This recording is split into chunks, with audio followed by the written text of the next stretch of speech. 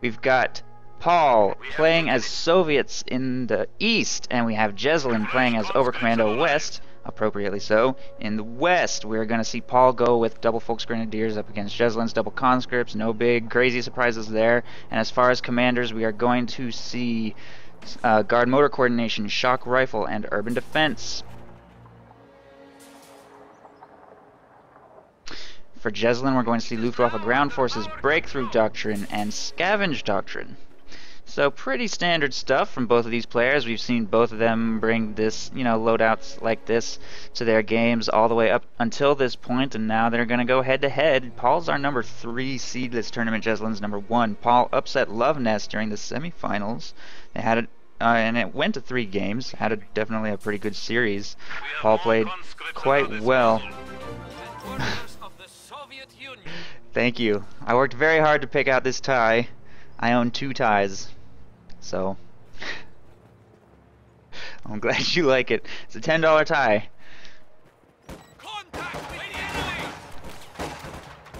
Jesulin taking his Volksgrenadiers and setting up inside of this building. 2 squads of conscripts combating him here in the center, while his combat engineers make a play for the south fuel. Meanwhile, Volksgrenadiers going to grab this strategic point up here.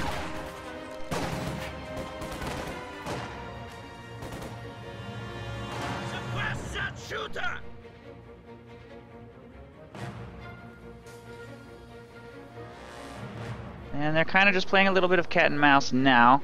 Jesulin just kind of holding onto his territory here in the north, being pretty conservative, which he tends to be in the early game. I've noted before that Jesulin is he's a very cautious player. He's not too defensive where he becomes stagnant in his play, but I would say he's cautious. He's not constantly keeping his troops moving all over the map, putting them in positions where they maybe won't be in a favorable engagement, but he always seems to be maintaining control of just enough territory, probing for weaknesses elsewhere. Volksgrenadiers here making their way down towards the strategic point. They will catch these conscripts before they can build a sandbag fighting position, but a Molotov goes off on the squad there. Retreats it a little late. A bit of a late retreat there. Stern Pioneers moving into close range. Conscripts trying to oorah into cover. More conscripts moving up from the east.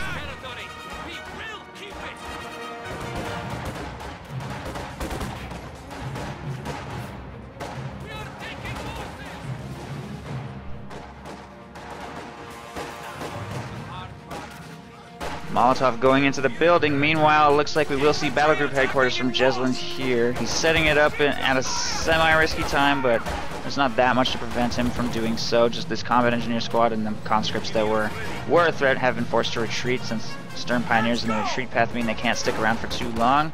There they go. Game's kind of stuttering for me a little bit, and I think that probably means there's a lot of people trying to observe this game live. So there's a lot of people watching. I don't know how many people are observing this game. You can probably see that in the observer list for yourselves, not to mention 350 viewers on Twitch already just in Game 1. We've only just gotten started. I'm sure that number's probably going to go up. So the pressure is on. The pressure is on for these players. Paul, as far as I'm aware, in particular, has never made it this far in a tournament. Jesulin, of course, has. During the Fox Rexenfeldt tournament, there were, I think, over 1,000 people watching him. So he's used to this. Paul, on the other hand, not quite so much. And let's see. It looks like he's handling it pretty gracefully, though. Look at his map control. He is all over the place right now. Jesulin feeling a little bit boxed in. But he's floating a lot of manpower, which he tends to. He's got that floaty style. He gets his 3 squads of infantry, and then he floats for something. Then he's going to start calling in later. I'm assuming he's going to go for Jaegers, since he has chosen Scavenge. Paul, on the other hand, has gone straight for 4 squads of conscripts before teching to tier 2. So he's going to try to apply some pressure to this, I think, with either mortars or field guns. And we've also seen him sprinkle in a Maxim with his conscripts. So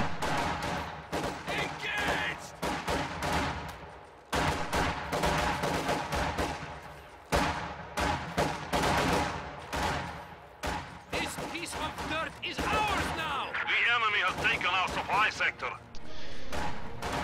Folks Grenadiers, sandbags, and conscripts fighting position is going to make it difficult to assault this position without committing quite a large force. Our territory is falling into enemy hands. Which means Jesulin is struggling to hold fuel. He does have control of one munitions point here, and he has building control as well, but Paul's excellent fuel control is a serious problem, which is going to delay Jesulin's tier 4, and it's also going to very much bolster Paul's late game call-in tanks. And Jesulin is taking a little bit too long to get to 2 command points, so he fields himself a 4th Volksgrenadier squad to give him a little bit more infantry punch to try and get some of this this fuel back under his control. But we do see a nice cutoff maneuver here by those Sturm Pioneers to at least slow Paul's fuel gains.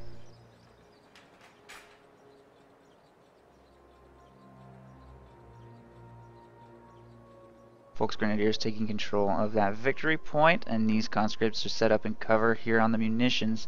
We've also got a flamethrower in the church, but other than that, not a whole lot of troop movements. Just kind of little cat and mouse taking territory. Things are pretty quiet. Volksgrenadiers moving up to engage at range here, but the engagement won't go anywhere without a coordinated flank, which it looks like we're going to see. Sturm Pioneers coming from the rear. Volksgrenadiers leave their position in the house. Jaegers are deployed as Jesulin has just hit 2 command points. Paul has just hit 2 as well, so we may see a commander selection from him. And those conscripts are going to be forced out of their cover, and maybe one of them will get wiped. Those Jaegers will need to get some lucky crits to see a squad get wiped here. It doesn't look like it's going to happen, though. The Jaegers are chasing, but no casualties inflicted. Those squads are going to get away just fine, and Jesulin's going to move to retake all territory here in the north. Meanwhile, he also has this lone Volksgrenadier squad harassing the south. Conscripts being deployed down there to assist, and Paul has fielded himself a mortar out of his tier 2, and a heavy mortar? No. I don't know why I said that. 2 mortars. 2 mortars, that's pretty heavy investment into mortars, but that build, this exact build, is what Vipix used to beat Paul in round 3. So he's going to give it a shot, apparently. And building that many mortars... High Command has authorized converting civilians to field headquarters. Okay, wow, okay. Paul's doing it. He just went urban defense in game 1 of the finals. I am honestly, truly shocked at what I am seeing right now. If this works, I will be absolutely astounded, but who knows? Let's see what happens. Urban Defense chosen. I don't know where he's going to put the forward HQ, but he's going to have the manpower for it now. Probably the church, if I had to guess.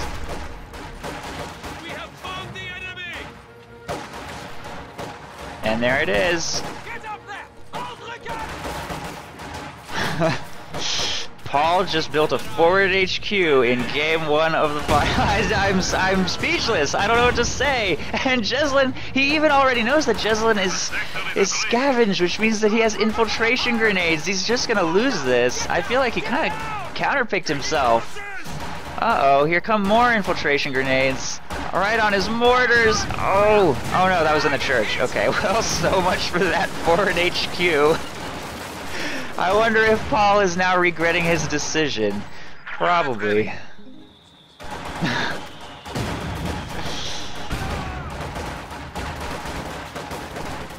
Conscripts moving up. Getting into the building. Lots of Molotovs being tossed, though. Jesulin's feeling a lot of pressure, but I think he's probably going to be able to push this attack back, barring any really lucky mortar hits on his battle group headquarters. Ooh, nice flank by that squad. Oh, the infiltration grenades didn't really do that much damage. I thought that was going to be like 2 wipes, but the spread wasn't as favorable for Jesulin as it probably could have been. Nice play regardless, putting pressure on them, forcing them to reposition and slowing the barrage. Meanwhile, these forces have reinforced here, and it looks like Jesulin's going to make a big push to try and get those mortars off the field. And in the meantime, look at this, Jesulin's everywhere. He's got another Volksgrenadier squad down here, grabbing the cutoff, cutting off Paul's munitions, and he holds the entire north, plus his tier 4 has been constructed in the midst of all of this, and he's going to protect his own cutoff as a result. Conscripts will be forced away. Not looking good for Paul, I've got to say. He blew a lot of fuel on that forward headquarters. He doesn't have any call-in tanks on the way. Infiltration grenades are probably the counter that OKW has to building-centric play by the Soviets, which obviously urban defense is. But if he doesn't get this battlegroup headquarters repaired soon, he's going to be in trouble. Fortunately, Jesulin finally mustered enough pressure here in the center to force those mortars to retreat. In doing so, he will alleviate a lot of the pressure on his battle group headquarters and enable his squad here to repair safely. Cleaning up a lot of squads off the map, forcing retreats. And Jesulin now has very strong field control. And he's purchasing himself a Lux now, which is a great pick against urban defense, especially if you've already destroyed the battle group headquarters, or the forward headquarters. Because your opponent is not going to have that much in the way of AT. There's no Colin tanks coming. He's going to be forced to blow a bunch of fuel on teching up. Paul has 130 fuel, which means even if you... Okay, here we go. Builds tier 3 now. He'll have 17 left. That's nothing. He's not going to be able to field a counter to this unit for a while without blowing more manpower on a field gun. He's so behind. Building this and then immediately losing it is a setback from which most players cannot recover. Especially not against Jesulin. Prepare yourself!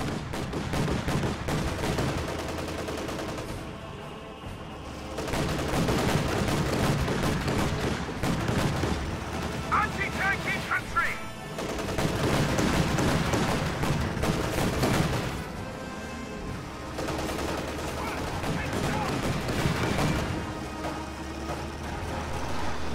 Lux is pulling back, Jesulin taking control of the cutoff and fuel here with his infantry. Molotov going off, a little bit late to dodge, but no crits. And the conscripts will be forced to retreat. And they actually get crit, so...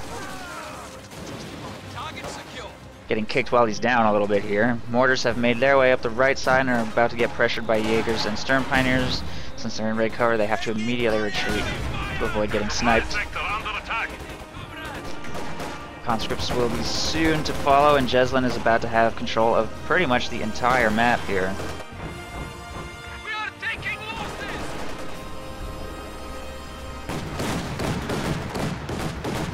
We are losing territory.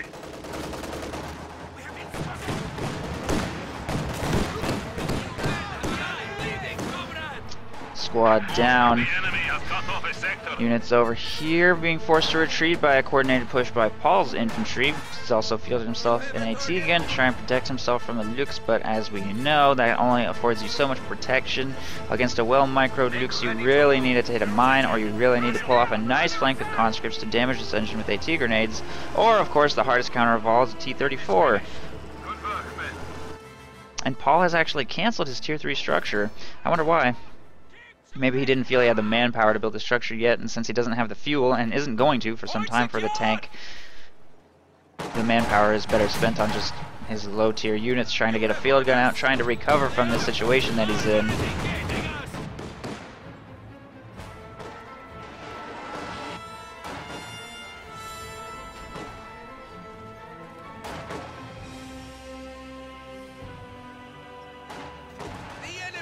enemy is encroaching on our territory.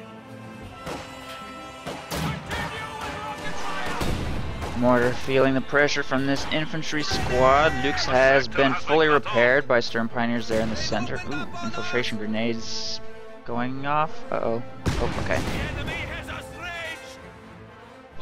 And everything has been forced to retreat. Tier 3 going up now. By the time it completes, Paul will be able to afford a T-70, not a T-34, but maybe that will help alleviate the pressure a little. Again, with no late game call-ins on the way, things are only going to get worse for him.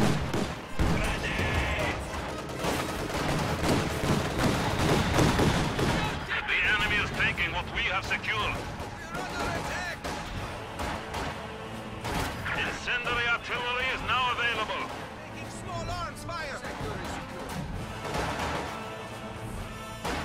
Supply lines have been cut. All this ground for the people! Finish him! Finish him! Man down!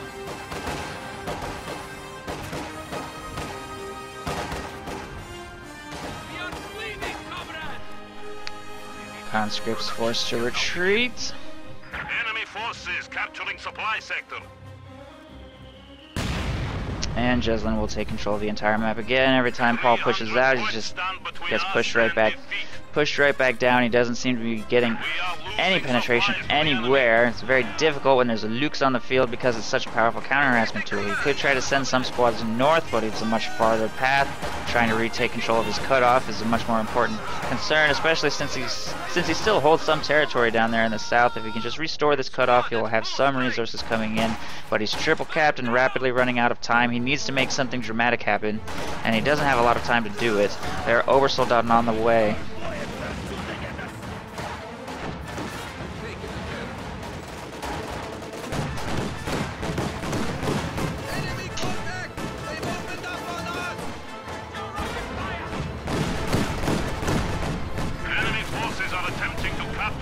Mortar has to retreat. Field gun does land one shot on the Lux, but it will pull back to safety. And that's one of the biggest strengths of the Lux, is that it just has a little more health than the Stuart and T-70, so it can actually survive 3 shots from anti-tank weapons, whereas the Lux and T-70 can only take 2. Or the Stuart and the T-70. Actually, to be honest, the T-70 can take 3 if microed properly, because its self-repairability, you can activate it after the first shot and repair just a tiny bit of health, and then it'll be able to survive until a third shot. But Orders complete. so I guess really the Stuart is what gets the short end of the stick there.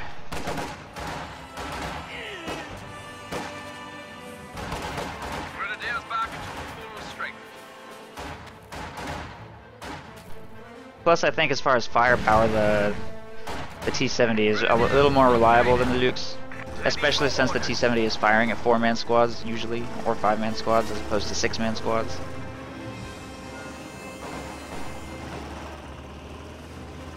Moral of the story is I think the Stuart's a pretty bad unit. But being able to absorb that third shot, it makes all the difference in the world. And we've seen that this game. We've seen that in 100 games before.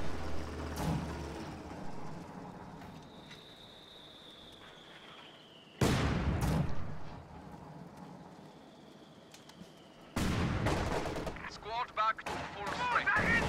Receiving enemy fire! Infantry! Cut them down! Promotion received!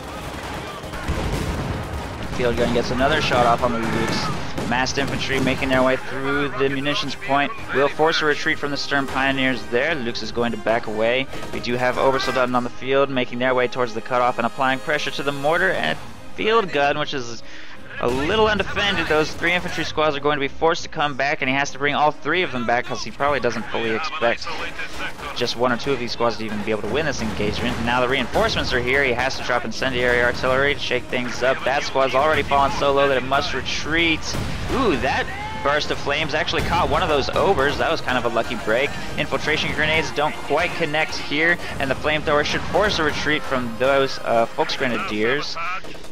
Obersoldaten trying to clear out this field gun as fast as they can, but finally Paul has some armor of his own. His T-34 has hit the field, and this is the mechanism by which he must initiate his comeback. He has no choice. Fortunately for him, Jesulin has gone with a Stuka, and I say fortunately because if he had gone for a Panther instead, there may be nothing Paul can do. At least now it is possible for him to win if he dodges every Stuka barrage, and we've seen how fickle the Stuka can be to Jesulin. He has a tendency to not hit with it for whatever reason. It seems to be a weak spot for him. That opening barrage did okay. 5 kills, clearing the everything off the field here. This field gun's going to make it away with just 2 men remaining. But if Paul can hunt and kill that Stuka with his T-34, if he can hunt and kill the Lux with his T-34, then he could maybe try and turn the game back in his favor. Ready for further orders.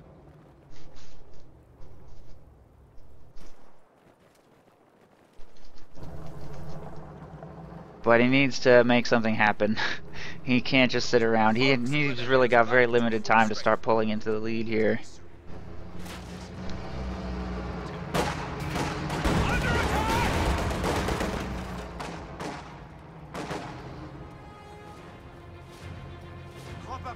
Orders complete. Standing by. Taking fire over here!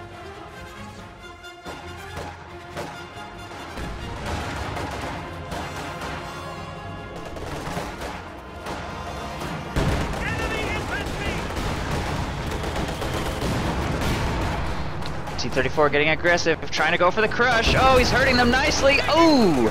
Jesulin was a little late to react to that, retreating after sustaining a lot of casualties. Paul is going to circle around, try and take out that squad, but when he sees the T4 structure there, he has no choice but to disengage, and there it is, out of control. He got that engagement all wrong, and his T-34 dies without taking out any priority targets.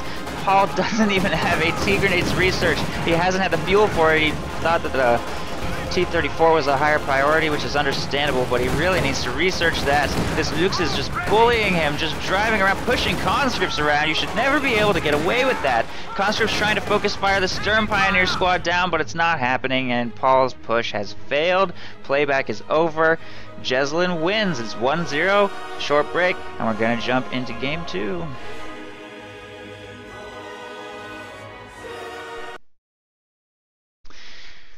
Well, that was an interesting opening. I don't think that was really what anybody was expecting. I'm liking the way these finals are starting out. We've all 20-minute game. That's respectable for game 1. Paul trying something a little experimental, didn't work, but I mean, he had a strong opening.